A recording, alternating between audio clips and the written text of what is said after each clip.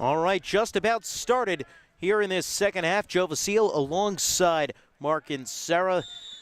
St. Peter's Prep will be up a man for the first 27 seconds here, but Montclair Kimberly will start with the ball. It's Max Hall taking it behind the net.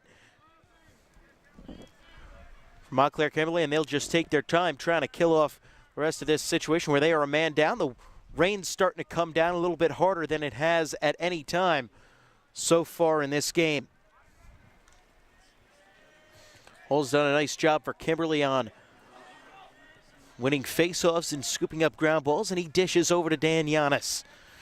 Swings around the back for Ryan Fennelly, the senior captain, already with 2 goals so far in this game, 5-3. The Montclair Kimberly Cougars lead the St. Peter's Prep Marauders.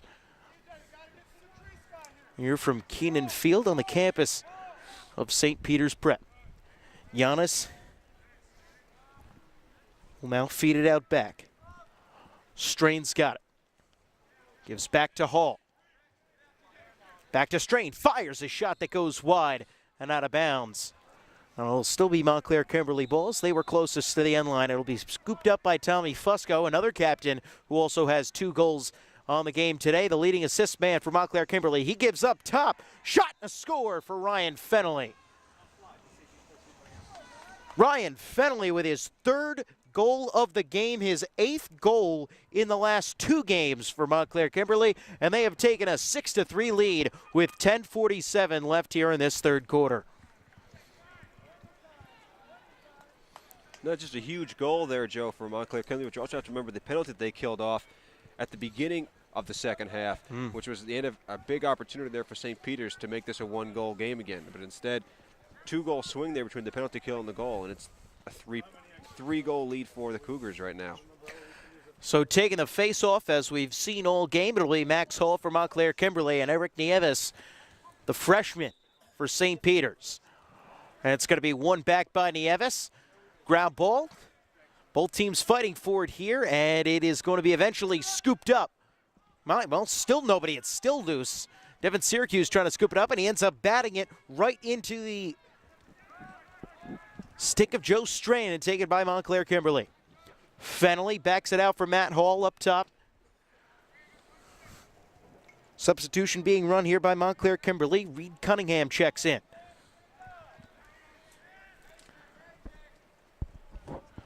Hall's got it. Tries to dance in. He'll now take it back out. Goes down around behind the goal. Back up to the GLE. Fires one in front. Shot. Cunningham couldn't get it to go. Nice stop that time by Carlino, and it'll skip out of bounds. Taken once again by Montclair Kimberly. Just under 10 minutes remain here in the 3rd quarter. 6-3 Cougars over the Marauders. You're on NJ.org Varsity. Joe Vasile alongside Mark and Sarah on color commentary and camera. Max Hall with it. Stick check, and so he'll take it back around. Swings it around the back of the net for Dan Giannis. Giannis from the GLE dances around, fires a shot that goes wide. Taken by Hall.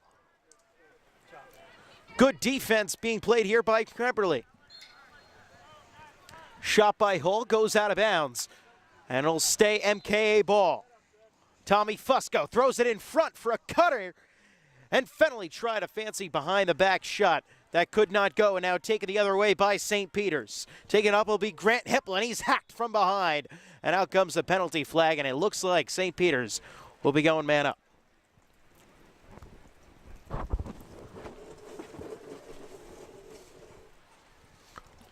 Joe, that's a big stop there for St. Peter's to get the ball back and get possession down in Montclair Kimberly's defensive end with an opportunity to cut into this lead. And as the rain continues to fall here, this turf field becoming a little bit more slippery. So does that ball. Swung around the outside by St. Peter's, and a pass goes awry, but a nice save made that time by Will DeMartin. But it was all in vain. So it'll be Montclair Kimberly ball. Rob Strain, the goalie, will take it. And gives a little outlet pass out to Ethan Fusco, who'll take it up the side for Montclair Kimberly. He's going to take it all the way, does Fusco. Looking for somebody to dish it off to. He sees no one, and so he'll back it out. Fusco, the defenseman, no points. Also no relation to Tommy Fusco, who scored 2 goals for Montclair Kimberly today. Joe Strain with the ball. Tries to dance in, but nice defense being played there by St. Peter's. Tommy Fusco now controls it behind the net for Montclair Kimberly. Directing Max Hall around, and he's going to look to dish it off to him. Fires it back up to Fennelly. Fennelly working on the pole. Nice pick set there by Strain. He's got the shorty. Fires a shot that goes wide. And it'll be Giannis. Giannis takes it. Tries to fire one in front. No one was home. Picked up on a bounce. That time by Reed Cunningham, and now worked back out. Joe Strain with the ball, and he fires one. That skips out of bounds, and it'll be taken once again by Giannis. He'll pick it up, and resetting is the Montclair Kimberly Cougars. Coming into this game, 3-2 on the season. 2-1 in the Essex County Conference. Giannis dances around. Guarded closely, and it gets shot. And ground ball, and it is picked up by Reed Cunningham. Montclair Kimberly has been very aggressive over these last 2 quarters on those ground balls, and it's a big reason why they lead 6-3. Pass by Fusco goes wide, and is a ground ball, and it's going to be picked up by Christian Hennegren. Going the other way, speeding towards the net, fires a shot. That goes wide. Out of bounds, and it will remain St. Peter's ball. Rain coming down, umbrellas coming out. Not the easiest vantage point, obviously, from what you can see there on the camera and from what I can see here. Although we do appreciate being undercover. Max Hall plays a pass to the middle for Tommy Fusco. And now he'll give it back to Hall. Back out on top for Fusco, and he swings it across for Giannis. Giannis now works it in deep for Strain, and we'll just play keep away here around the outside. Up by 3, 6 minutes and 20 seconds remain here in this third quarter. Hall now with it. Gives to Strain. Montclair Kimberly is in absolutely no rush to get a shot off. Now they come in, shot, score, Joe Strain was able to put that one right by Michael Carlino. Second goal of the quarter for Montclair Kimberly, and they now have taken a 7-3 lead, Mark. The Cougars really just seem to be owning a lot of the action here early in the second half. And Joe, I'd almost say that it seemed like they're about to take control of the game if I didn't think the rain felt like it was about to take control of the game as well. Yeah, Mother Nature making a nice appearance here at this game. So you can hear the train off to our left. That's the Bergen-Hudson Light Rail. Also making an appearance at this game. And the face-off won by St. Peter's, and that was a big one. Shot goes to the middle, and it is eventually controlled by St. Peter's. Substitutions being made all across the field.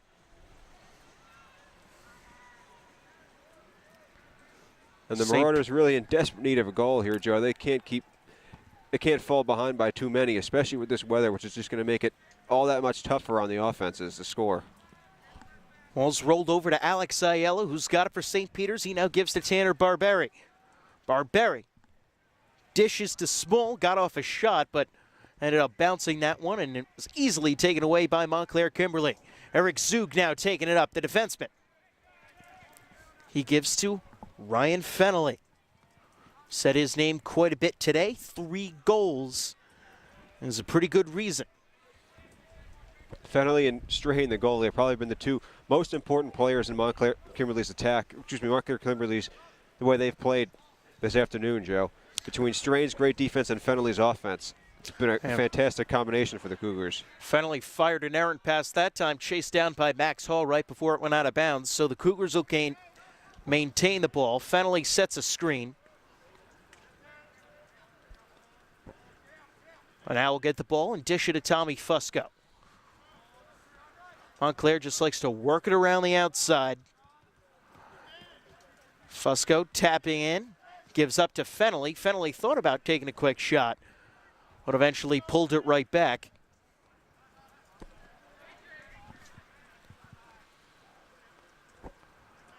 We'll just try and look to dish it off to somebody here. He'll throw it in deep to Dan Giannis. Had a hard time corralling that pass. Now giving a read, Cunningham. Now back to Tommy Fusco.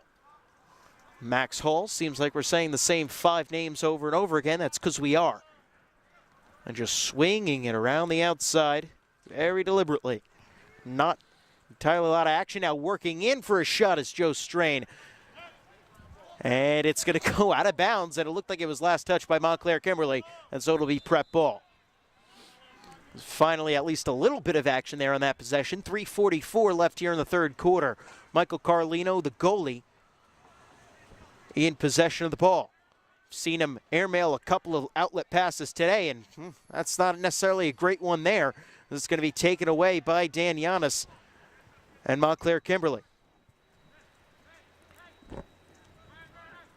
Yeah, Joe, as good as Finally gets checked, penalty comes out, so next time the ball hits the ground, Montclair Kimberly will be going a man up.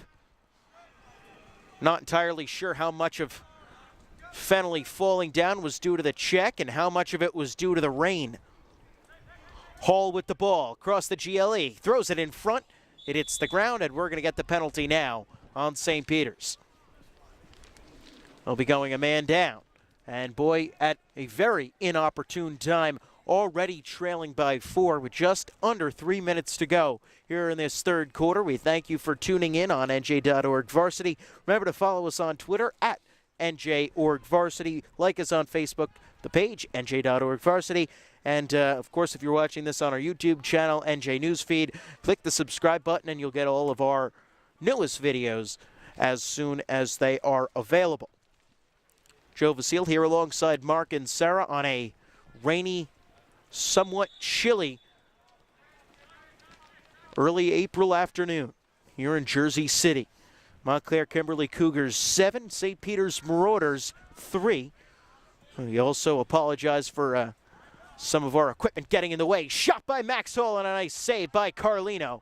Boy, that one had a chance, but Carlino was able to get his leg on it and take it away. And now St. Peter's will be heading the other way.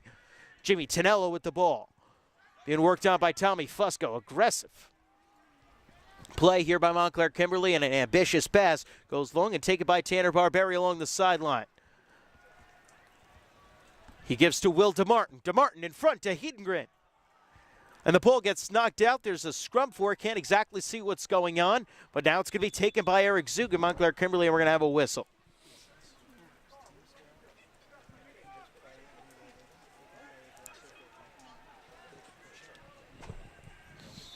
And it's going to be St. Peter's ball. DeMartin will dish it over to Barberi. Will set up. Hedengren comes over, sets a pick. Barberi tried to pass for Grant Hipple. It went wide, and it's going to go out of bounds. That'll be Montclair Kimberly ball. We saw early in this game, both teams were making some mistakes. Montclair Kimberly seems to have fixed a lot of those mistakes, but St. Peter's, well, they seem to be making the same ones over and over. Rob Strain with a good outlet pass to Eric Zug will take it up. Defenseman Zug streaking towards the net, has it knocked out.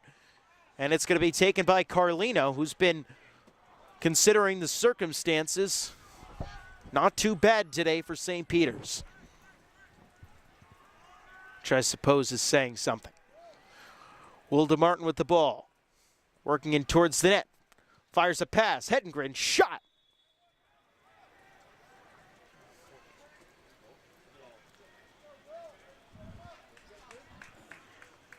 And it is a goal.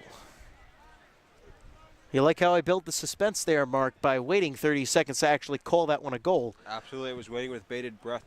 Oh, yeah. That's called building the storyline. So anyway, it's the third goal of the game for Hedengren, and for St. Peter's, that is their first goal since the first quarter, and what a big one it was. Now down by 3 with 1:20 to go here in this third quarter. But at least mentally, it's got to be a load off them. Absolutely, Joe. Huge goal over there for St. Peter's. Cut the lead to 3. Managing to cut into this Montclair Kimberly lead right now, which feels like it's been building ever since the second quarter started. And after a hard-fought battle for the face-off and then the ground ball, it's taken by St. Peter's. A very long outlet pass by Carlino. We've seen that he likes to throw those, although not with the greatest accuracy, but that time, no harm, no fouls. It's controlled by St. Peter's. Hedengren with it on the outside. Swings it up top for Hipple. Hipple gives to DeMartin, walking in towards the net. Makes a cut towards the inside, fired one that looked like it deflected off a Montclair defender. And another shot attempt, that time from Brennan Popovich, ends up going out of bounds and will be taken by St. Peter's. Controlled by Kirkwood in the back. He dishes off.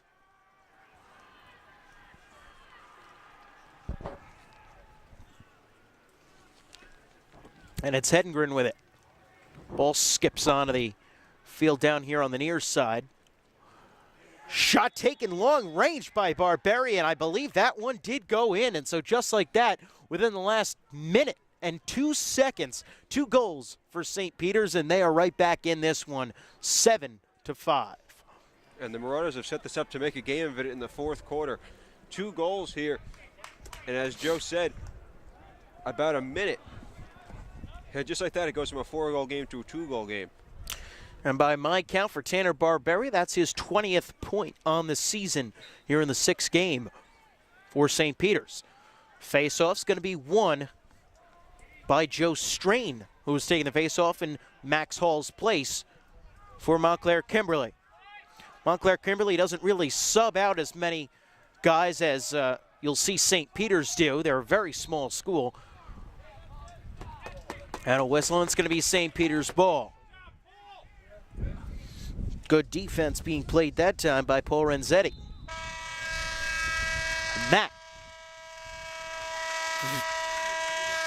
And that very loud horn means the end of the third quarter. And as we get set for the fourth quarter, the score, Montclair Kimberly Cougars 7, St. Peter's Prep Marauders 5. But we saw a couple of goals for each team there in that third quarter, Mark, and it was a hard-fought one, but we started to see there towards the end, St. Peter's started to be able to see some of the momentum back that they had lost in the second and the beginning of that third quarter.